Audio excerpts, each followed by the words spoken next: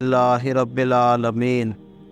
اللہم صلی علی سیدنا و مولانا محمد وعلی آل سیدنا و مولانا محمد وبارک وسلم۔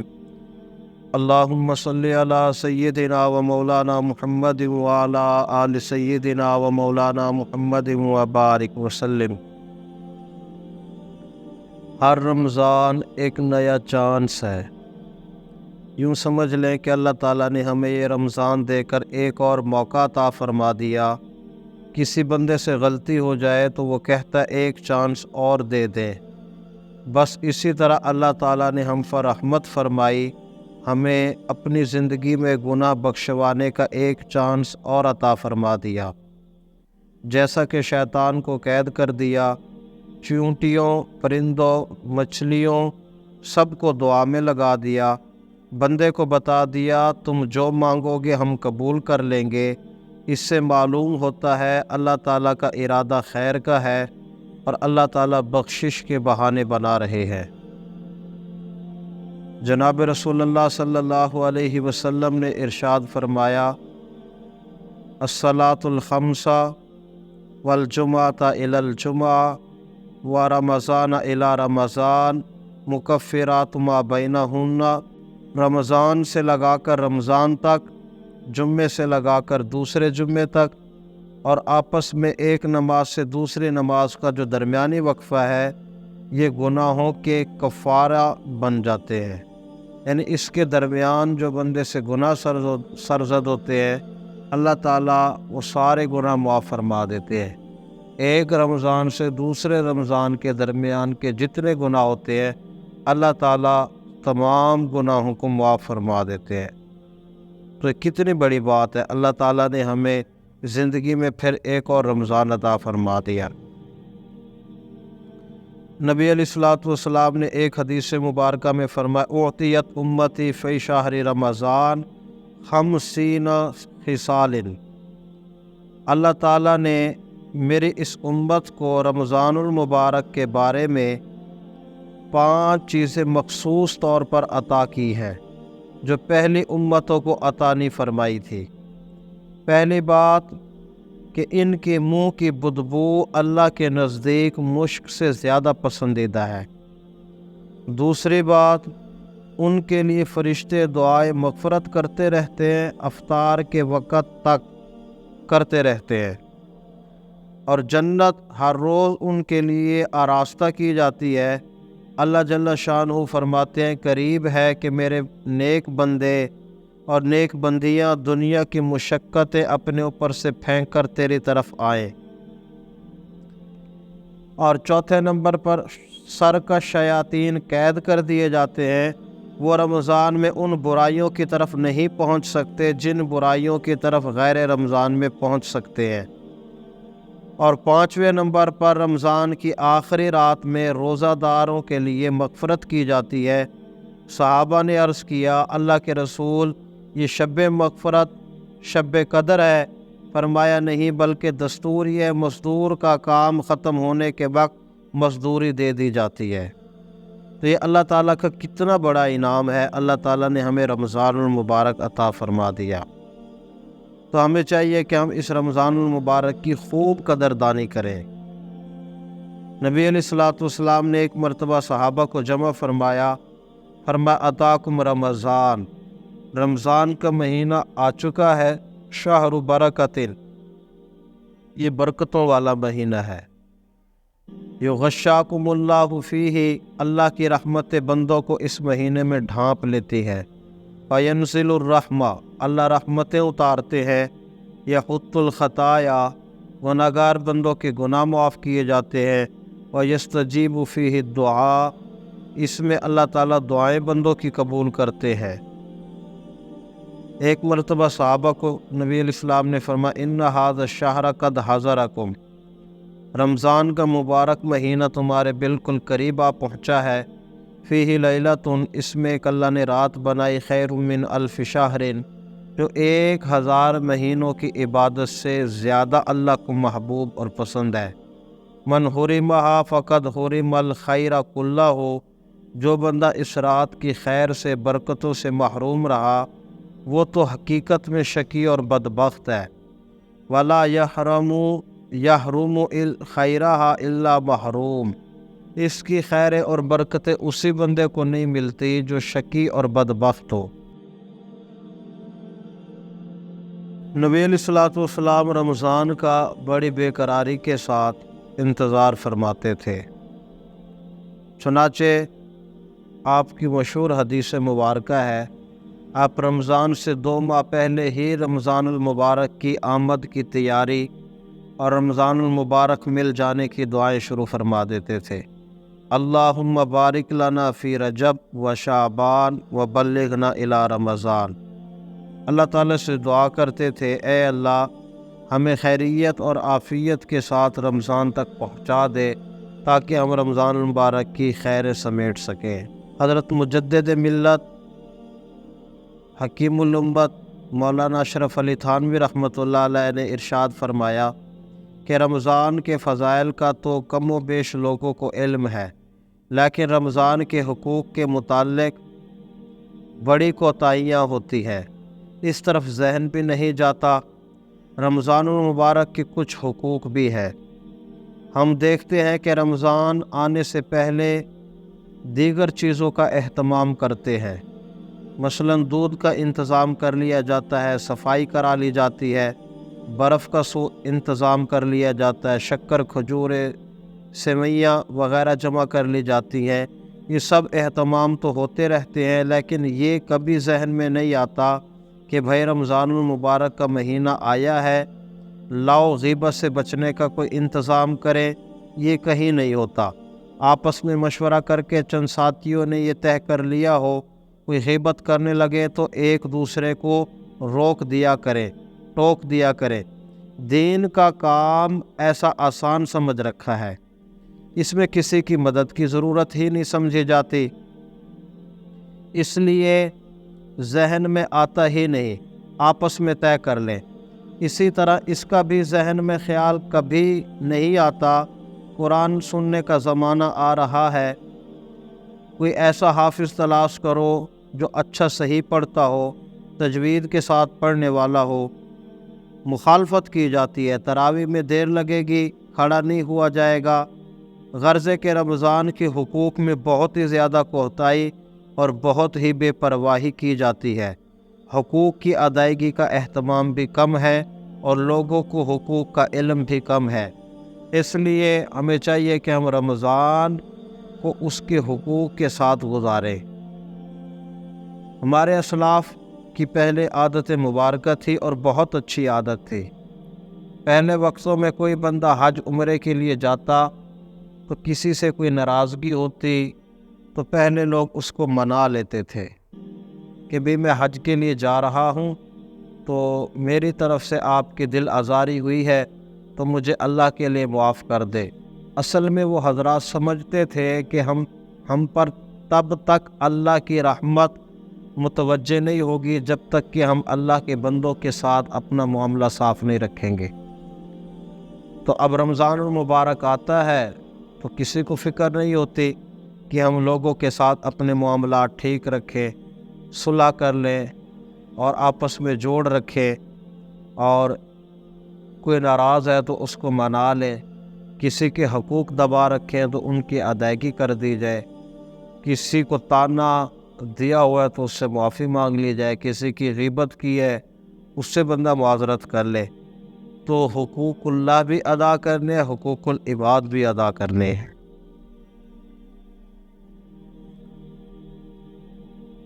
رمضان کا ہر دن اور ہر رات بہت زیادہ مبارک ہے۔ اللہ تعالیٰ فرماتے ہیں اتقا ان للہ تبارک و تعالی اتقا فی کل یوم و لیلۃ دعوت مستجابہ۔ رمضان کے ہر دن میں، رمضان کی ہر رات میں اللہ تعالیٰ ہر مسلمان کی ایک دعا کو قبول فرماتے ہیں، یعنی 60 دعائیں ہر رمضان میں ہر مسلمان کی قبول ہوتی ہیں۔ تو یہ دعاؤں کی قبولیت کا مہینہ ہے اور ہمارا دعا مانگنے کی طرف دھیان نہیں ہوتا۔ عام طور پہ خواتین کچن میں مصروف ہوتی ہیں دعا کے وقت میں، مرد خریداری میں مصروف ہوتے ہیں۔ تو تہجد کے وقت ہمیں چاہیے کہ ہم جلدی بیدار ہوں اور سحری پہلے کریں، پہلے سحری کر لیں، کیونکہ خواتین نے کھانا صرف کرنا ہوتا ہے، مردوں کے بعد خواتین نے کھانا ہوتا ہے، تاکہ وہ بھی کچن وغیرہ اور کھانے پلانے کی مصروفیات سے اچھی طرح فارغ ہو جائے۔ پہلے کھانا کھائیں، اس کے بعد تسلی کے ساتھ آپ 2 رکعت، 4 رکعت، 6، 8، 10، 12 رکعت تہجد کے نوافل ادا کریں۔ اس کے بعد پھر اللہ تعالیٰ سے لمبی دعا کریں۔ یہ وقت مستجاب ہے، دعاؤں کی قبولیت کا وقت ہے۔ حضرت مرشد عالم رحمۃ اللہ علیہ حافظ غلام حبیب صاحب رحمۃ اللہ علیہ فرمایا کرتے تھے، دیہات میں رہنے والی کوئی خاتون دودھ دوہنے کے لیے اس وقت میں اگر بیدار ہوتی ہے تو وہ بھی اس وقت کی برکتوں سے محروم نہیں رہتی، اس کو بھی اس وقت کی برکتیں مل جاتی ہیں۔ تو آپ اندازہ لگائیں، وہ عورت تو عبادت کے لیے نہیں اٹھتی، دیہات میں رہنے والی، اس نے تو کام کرنا ہوتا ہے، دودھ دوہنا ہوتا ہے، لسی بنانی ہوتی ہے، جانوروں کو چارہ ڈالنا ہوتا ہے، اپنے کام کے لیے جلدی اٹھی ہوتی ہے، اس کو بھی اس وقت کی برکتیں مل جاتی ہے۔ تو جو عورتیں اللہ کو راضی کرنے کے لیے وضو کریں گی، نوافل ادا کریں گی، لمبی دعا کریں گی، ان پہ تو اللہ تعالیٰ رحمتوں کی بارش اتار دیں گے۔ تو ہمیں چاہیے کہ ہم اس وقت میں خوب دعا کریں۔ عصر کی نماز کے بعد فوراً کھانا تیار ہو جانا چاہیے۔ آپ آدھا گھنٹہ پہلے دسترخوان کو مزین کر کے اس پہ کھانا رکھ لیں، کھانا دسترخوان بچھا کے کھانا اس کے اوپر رکھیں، اور آدھا گھنٹہ پہلے دسترخوان پہ بیٹھ جائیں اور اللہ تعالیٰ سے لمبی دعا کریں۔ یہ بھی مستجاب اوقات ہے، اس وقت میں مانگی ہوئی دعا اللہ کو پسند بھی ہے، محبوب بھی ہے، اللہ تعالیٰ اس وقت کی دعا کو قبول بھی فرما لیتے ہیں۔ تو آج جمعۃ المبارک کا دن ہے۔ نبی علیہ الصلوۃ والسلام نے ارشاد فرمایا، جو بندہ جمعہ کے دن عصر کے بعد اپنی جگہ سے اٹھنے سے پہلے 80 مرتبہ یہ درود پاک پڑھے، اللہم صلی علی محمد النبی الامی وعلی آلہ وسلم تسلیما، اللہ تعالیٰ اس کے 80 سال کے گناہ معاف فرما دیتے، 80 سال کی عبادت کا ثواب اس کے نامہ اعمال میں لکھ دیا جاتا ہے۔ رمضان میں ہر عمل 70 گنا بڑھ جاتا ہے، ہم جو بھی عبادت کرتے ہیں وہ 70 گنا بڑھ جاتی ہے۔ یہ عام دنوں میں 80 سال کی عبادت کا ثواب ملتا ہے، تو رمضان المبارک میں ہم پڑھیں گے تو ثواب کتنا زیادہ بڑھ جائے گا۔ تو اس لیے ہمیں چاہیے کہ ہم اس کا بھی اہتمام کریں۔ روزے دار بندے اللہ کے خاص مہمان ہوں گے قیامت کے دن۔ اللہ تعالیٰ فرمائیں گے این الصائمون، روزہ رکھنے والی جماعت کہاں ہے؟ یقومون، ایک جماعت اٹھ کھڑی ہوگی۔ اللہ تعالیٰ نے روزے دار بندوں کے لیے جنت میں ایک الگ سے دروازہ اور گیٹ لگوایا ہے جس کا نام باب الریان ہے، وہ خوشی سے اس دروازے سے داخل ہو جائیں گے۔ آپ یوں سمجھے، روزہ رکھنے والے بندے قیامت کے دن اللہ کے VIP مہمان ہوں گے، اللہ ان کا شاندار استقبال خود فرمائیں گے۔ روزے دار بندے کے لیے 2 خوشی کے موقع ہوتے ہیں۔ نبی علیہ السلام نے فرمایا اذا افطر فرحا، جب دن بھر بھوکا پیاسا رہنے کے بعد افطاری کرتا ہے تو اس کو خوشی ہوتی ہے۔ وَإِذَا لَقِيَ رَبَّهُ فَرِحَ بِصَوْمِهِ، قیامت کے دن جب اس کی اللہ سے ملاقات ہوگی، اللہ اس بندے کے روزے کی وجہ سے خوش ہوں گے، بندے کو دیکھ کر مسکرائیں گے، بندہ اللہ کو دیکھ کر مسکرائے گا، یہ بھی خوشی کا موقع ہوگا۔ نبی علیہ السلام نے فرمایا الصوم لی وانا اجزی بھی، اللہ تعالیٰ فرماتے روزہ میرے لیے ہے اور اس روزے کی جزا میں خود رب دوں گا۔ جب جزا اللہ نے دینی ہے تو اللہ تعالیٰ اپنی شان کے مطابق عطا فرمائیں گے۔ علیک بالصوم فإنہ لا مثل لہ، نبی علیہ السلام نے فرمایا روزہ ایک بہترین عبادت ہے، اس کی مثل کوئی اور عبادت نہیں ہے۔ پھر روزہ شیطان اور نفس کے مکر و فریب سے بچنے کا بہترین طریقہ ہے۔ الصوم جنۃ، نبی علیہ السلام نے فرمایا روزے کے ذریعے بندہ گناہوں سے بچ پاتا ہے، روزہ گناہوں سے بچنے کے لیے بہترین ڈھال ہے۔ روزے قیامت کے دن اللہ کی بارگاہ میں بندوں کی شفاعت کریں گے۔ الصیام والقرآن یشفعان للعبد یوم القیامہ، قیامت کے دن روزے بھی سفارش کریں گے، قرآن مجید بھی سفارش کرے گا، اللہ روزوں کی اور قرآن کی شفاعت کو قبول فرمائیں گے اور بندوں کی بخشش فرما دیں گے۔ تو ہمیں اس مہینے کو نیکی اور عبادت کے ساتھ گزارنا چاہیے۔ سیدہ عائشہ صدیقہ رضی اللہ تعالیٰ عنہ فرماتی ہے، نبی علیہ الصلوۃ والسلام کے 3 اعمال میں رمضان میں اضافہ ہو جاتا تھا۔ آپ کی عبادت میں اضافہ ہوتا تھا۔ آپ کے عام دنوں کی عبادت ایسی تھی حتیٰ یتورمت قدماہ، کہ پاؤں مبارک سوج جایا کرتے تھے، اتنا لمبا قیام فرماتے تھے۔ رمضان میں تو بہت زیادہ عبادت کے لیے اپنے آپ کو تھکا دیتے تھے۔ کان رسول اللہ صلی اللہ علیہ وسلم یجتہد فی العشر الاواخر ما لا یجتہد فی غیرہ، حضور اتنا زیادہ عبادت کا اہتمام رمضان میں کرتے تھے، غیر رمضان میں اتنا زیادہ اہتمام نہیں فرماتے تھے، اور آخری عشرے میں آپ عبادت کے لیے اپنے آپ کو بہت زیادہ تھکایا کرتے تھے۔ شدہ میزارہ کمر کو عبادت کے لیے کس لیتے تھے، احیا لیلہ پوری رات اللہ کی عبادت کرتے تھے، وَأَيْقَظَ أَهْلَهُ اہل و عیال کو بھی عبادت کے لیے جگایا کرتے تھے۔ پوری رات خود عبادت کرتے، اہل خانہ سے عبادت کراتے اور خوب عبادت کا اہتمام فرماتے تھے۔ تو رمضان کا مہینہ عبادت کا مہینہ ہے۔ نبی علیہ الصلوۃ والسلام نے فرمایا، من قام لیلۃ القدر ایمانا و احتسابا غفر له ما تقدم من ذنبہ، جو بندہ لیلۃ القدر کی رات کا قیام کرے ایمان کے ساتھ، ثواب کی نیت کے ساتھ، غفر له ما تقدم من ذنبہ، اللہ تعالیٰ اس کے زندگی بھر کے گناہ معاف فرما دیں گے۔ مجدد الافسانی رحمۃ اللہ علیہ کا ارشاد گرامی ہے، فرماتے ہیں رمضان المبارک میں جو اللہ کی رحمتیں اترتی ہے وہ ایک بڑے سمندر کی مانند ہے۔ جو غیر رمضان میں اللہ کی رحمتیں اترتی ہیں وہ پانی کی بوند اور قطرے کی مانند ہے، بلکہ فرماتے تھے پانی کی بوند کو، قطرے کو جو سمندر کے ساتھ نسبت ہے، رمضان میں اترنے والی برکتیں اتنی زیادہ ہیں کہ غیر رمضان 11 ماہ میں جو برکتیں اترتی ہیں ان کو رمضان کی برکتوں کے ساتھ وہ نسبت بھی حاصل نہیں جو ایک پانی کے قطرے کو سمندر کے ساتھ ہوتی ہے۔ آپ خود اندازہ لگائیں اس میں اللہ تعالیٰ کی کتنی رحمتیں اترتی ہیں۔ رمضان کی ناقدری سے بندہ توبہ کرے۔ نبی علیہ الصلوۃ والسلام نے فرمایا، بعد من ادرک رمضان فلم یغفر لہ، جو بندہ رمضان کا مہینہ پائے اور اس کی بخشش نہ ہو، ایسا بندہ تباہ و برباد ہو جائے۔ یہ حضرت جبریل امین نے بد دعا دی تھی، حضور نے آمین کہا تھا۔ اللہ تعالیٰ فرماتے ہیں، لا یعصون اللہ ما امرہم ویفعلون ما یؤمرون، فرشتے وہی کچھ کہتے اور کرتے ہیں جو اللہ کی جانب سے ان کو حکم دیا جاتا ہے، اپنی جانب سے نہ کچھ کہتے ہیں نہ کچھ کرتے ہیں۔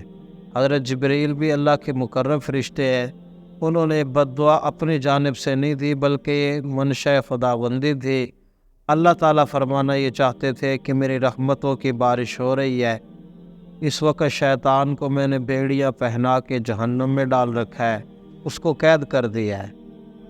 چونٹیاں، چرند پرند، بلوں میں رہنے والی مخلوقات، دریاؤں میں رہنے والی مخلوقات، فضاؤں میں پرندے، ساری اللہ کی مخلوقات روزے داروں کے لیے بخشش کی دعا کرنے میں لگی ہے۔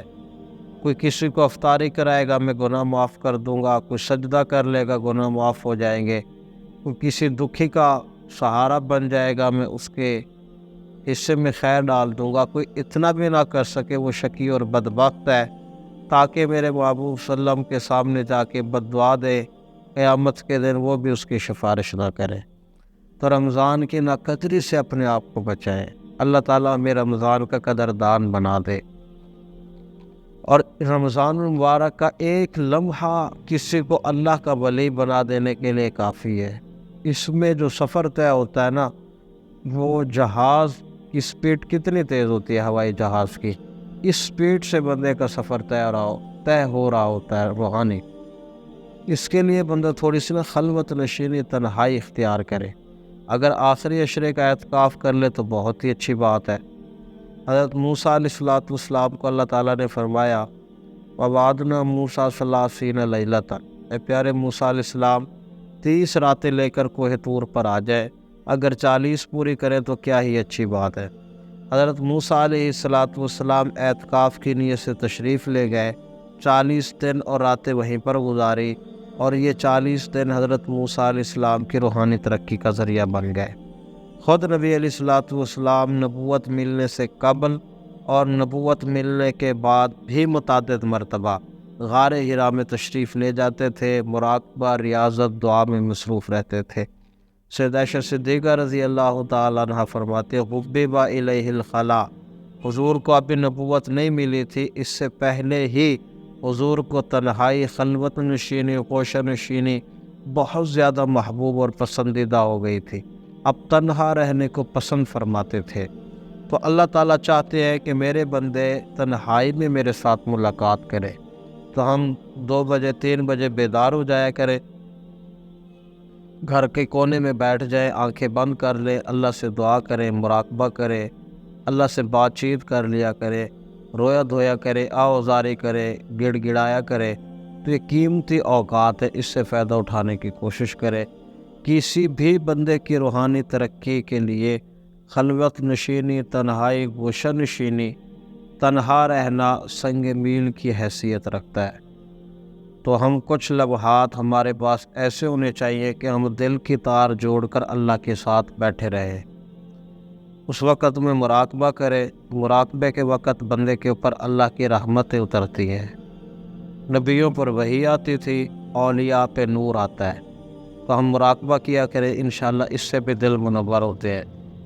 کسی بھی اللہ کے نیک بندے سے اپنا اصلاحی تعلق جوڑ لے، بیعت کرے، اس کے بعد انہی سے رابطہ رکھے اور انہی کے رابطے کے مطابق اپنی پوری زندگی گزار دے، اللہ کا تعلق اور وصل نصیب ہو جاتا ہے۔ اب دعا سے تھوڑی دیر پہلے میں آپ کو توبہ کے کلمات پڑھاؤں گا۔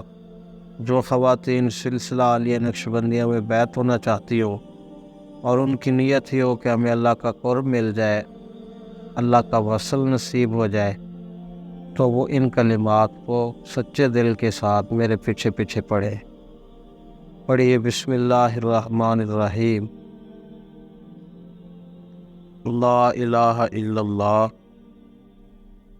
محمد الرسول اللہ، اشہد ان لا الہ الا اللہ واشہد ان محمدا عبدہ ورسولہ، آمنت باللہ وملائکتہ وکتبہ ورسلہ والیوم الآخر والقدر خیرہ وشرہ من اللہ تعالی والبعث بعد الموت، استغفر اللہ ربی